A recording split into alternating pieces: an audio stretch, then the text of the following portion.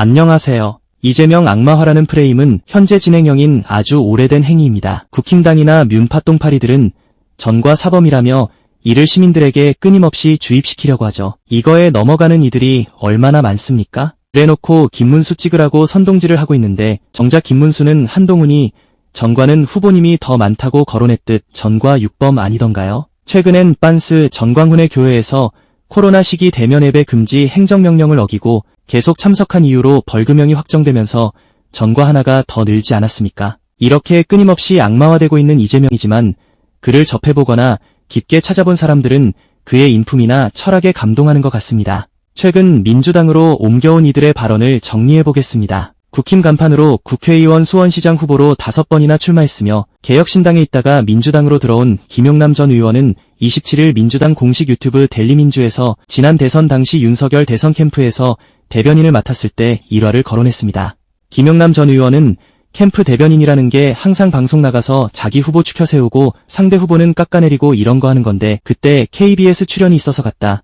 바로 제 앞 코너에 이재명 후보가 출연해서 프로그램 끝나고 나오는 후보와 저랑 마주쳤다라고 밝혔습니다. 그는 그거 얼마나 쑥스럽나 민망하잖나 라며 조금 전까지만 해도 막 이렇게 하고 왔는데 그래서 안녕하시냐 하고 쓱 들어가려고 했는데 저를 붙잡더니 어제 제가 방송에서 이야기한 거를 놓고 그걸 제가 사실관계를 오해하고 있다고 저한테 막 설명을 해주시더라. 진짜 깜짝 놀랐다 라고 했습니다. 김용남은 후보가 얼마나 바쁘냐. 더군다나 대선 후보라며 그러면 상대 후보가 한 발언 정도는 보고받아 알고 있을 수 있지만 상대 후보도 아니고 그 캠프 대변인이 한 얘기를 어떻게 알고 있느냐는 것이라고 감탄했습니다. 그러면서 속으론 장난 아니구나. 일단 머리가 정말 비상하시구나. 저런 걸 어떻게 알지? 붙잡고 설명해 주시는 걸 보고 이건 뭐지? 라고 강조했습니다. 그는 그런 모습은 당시 윤석열 후보에겐 절대 기대할 수 없는 모습이었다라며 장난 아니네. 진짜 놀랐다 라고 거듭 강조했습니다. 나아가 이재명 후보에 대해 실제로 그 전에 오해하고 있던 측면이 있구나. 3년 전의 사건을 말씀드리지만 정말 잘못 알고 있었구나라며 보통의 정치인이라면 저런 태도가 나올 수가 없다. 상대 후보 캠프 대변인이 뭐라고 라고 칭찬했습니다. 국힘에서 수석 대변인을 맡다가 개혁신당 대표를 거쳐 민주당에 들어온 허은하 역시 자신이 개혁신당 대표로 있을 당시의 상황을 거론하며 이재명을 지지하게 된 이유를 밝혔습니다. 허은하 전 대표는 27일 대구 중구 동성로에서 열린 유세중 발언을 통해 이재명 후보께서 제게 말씀하신 게 있다. 대한민국 정치판 완전히 개편해야 된다라고 했다라며 우리는 늘 말한다. 양극화된 정치를 하지 말아야 한다. 제대로 된 올바른 정상적인 정치해야 한다고 말한다라며 그런데 그거 실행하는 사람 못 봤다라고 언급했습니다. 그는 이를 실행하는 사람 1년 동안 이재명 대표에게서 봤다라며 제가 하도 속고 다녀서 사실 이번엔 이재명 후보를 정말 오랫동안 검증했고 또 미안했다라고 언급했습니다. 허은하 전 대표는 저도 개혁신당에 있으면서 얼마나 가짜뉴스, 정말 이상한 말로 사람을 막마화시키는 걸 경험했다라며 그 경험하면서 어쩌면 이재명 후보도 나와 똑같은 경험했던 것이 아닐까. 어쩌면 나도 그러한 편견을 가지고 이재명이란 정치인을 바라본 것이 아닐까라고 했습니다. 그러면서 1년 동안 이재명이란 정치인과 함께하면서 느꼈던 점은 말하는 것을 지키려 하는 모습이었고 늘 우리가 말했던 정상적인 정치하려는 정말 저는 도구로 쓸 수 있는 일 열심히 하는 대통령 뽑아야 한다고 생각한다. 특히 이번 대선은 그렇다라고 했습니다. 그는 이재명 후보 밑에서 일하는 사람들 정말 힘들겠다. 거의 2-3시나 되어야 주무시는 것 같다. 진짜 일 열심히 너무너무 시키는 리더라면서도 지금 우리나라에 필요한 리더는 우리 국민들을 위해서 자기 몸을 희생하며 자기를 도구로 활용하라고 하는 그런 리더가 필요한 것 같다고 했습니다.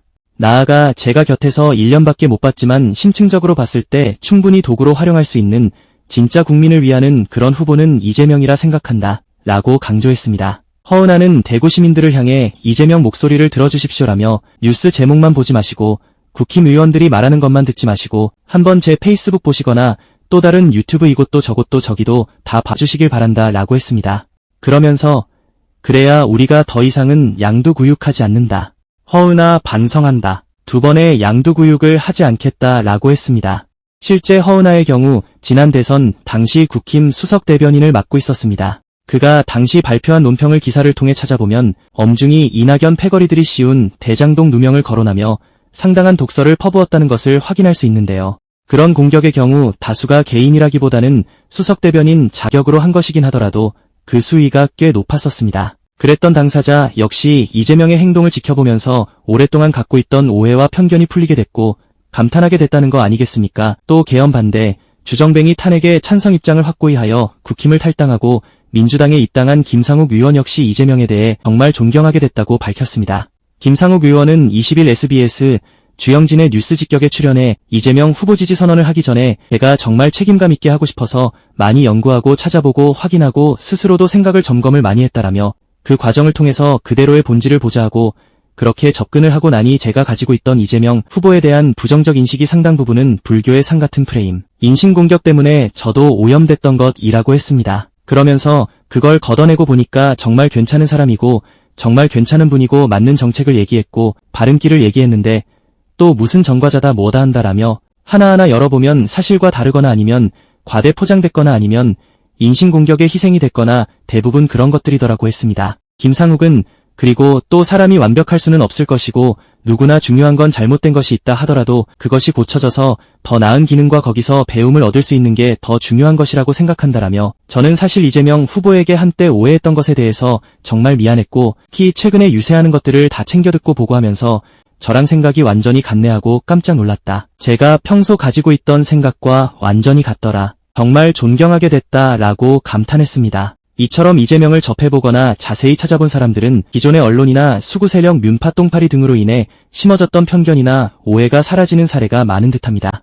아직도 이재명 악마와 프레임에 갇혀있는 이들이 너무나 많은 상황이기에 이재명 악마와 프레임이 풀릴 때까지 계속 언급할 수밖에 없는 것이겠죠. 심지어는 목숨을 잃을 뻔한 그런 아찔한 상황까지 악마화하지 않습니까? 한때 본인 역시 이재명을 오해했던 사례가 있습니다.